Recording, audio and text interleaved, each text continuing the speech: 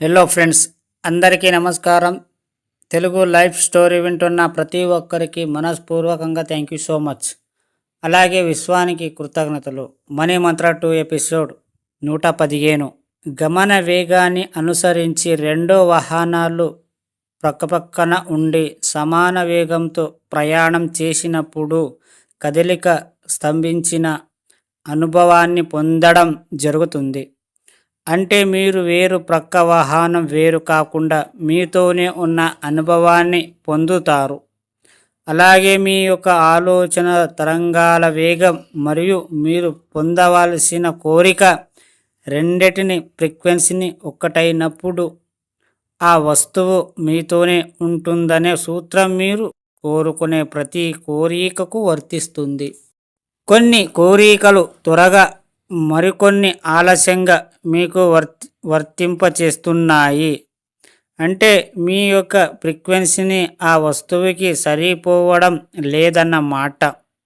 ఈ ఒక్క విషయాన్ని కనుక మీరు గమనించినట్లయితే మీరు ఎక్కడ పొరపాటు చేస్తున్నారు అనేది అర్థమవుతుంది. ఇక్కడ విచిత్రమేమంటే కొంత డబ్బుకైనా చిన్న కోరికనైనా పెద్ద మొత్తంలో కావాల్సిన మరియు పెద్ద కోరికనైన ఫ్రీక్వెన్సీ ముఖ్యమే తప్ప మీ మిశ్రమ హెచ్చు తగ్గకు చేసే అవసరం లేదు.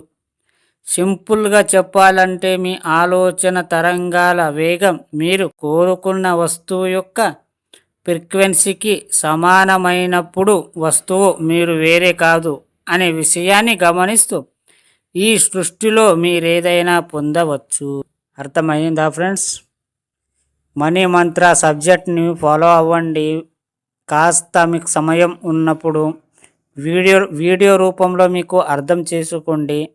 ఈ సబ్జెక్ట్ ఫాలో అయితే మీ జీవితం ఖచ్చితంగా మారుతుంది. ఒకవేళ మారకపోతే వదిలేసేయండి. అలాగే మీ యొక్క ఆలోచనల తరంగాలు వేగం మరియు మీరు పొందవలసిన కోరిక రెండిటిని ఫ్రీక్వెన్సీని ఒక్కటైనప్పుడు ఆ వస్తువు మీతోనే ఉంటుందనే సూత్రం మీరు కోరుకునే ప్రతి కోరికకు వర్తిస్తుంది. మీరు ఏదైతే కోరుకుంటారో అది ఖచ్చితంగా దొరుకుతుంది. నీకు దక్కాల్సింది ఖచ్చితంగా దక్కుతుంది. మీరు దాని మీద మీరు పదే పదే ఊహిస్తే పదే పదే చెప్పడం వల్ల అది ఎక్కడున్నా సరే నీ దగ్గరికి వచ్చి చేరుతుంది. అది మీరు నమ్మాలి. ఈ ఒక విషయాన్ని కనుక మీరు గమనించినట్లయితే మీరు ఎక్కడ పొరపాటు చేస్తున్నారు అనేది అర్థమవుతుంది.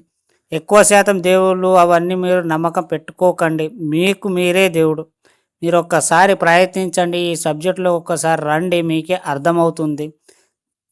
ఒక 20 నిమిషాలు మీకు టైం ఉంటే ఒక రాత్రి పడుకునే ముందు ఒక 20 నిమిషాలు మెడిటేషన్ చేయండి. మీ కోరికలన్నీ మీరు దానికి చెప్పండి. అది ఆటోమేటిక్ ఇస్తుంది. విశ్వానికి చెప్పండి నీ కోరికలన్నీ. దాన్ని ఆహ్వానించండి, ఆలోచించండి. కూర్చున్న చోట డబ్బు సంపాదించండి. అర్థమైందా? ఈ స్టోరీ విన్న ప్రతి ఒక్కరికి థ్యాంక్ యూ సో మచ్.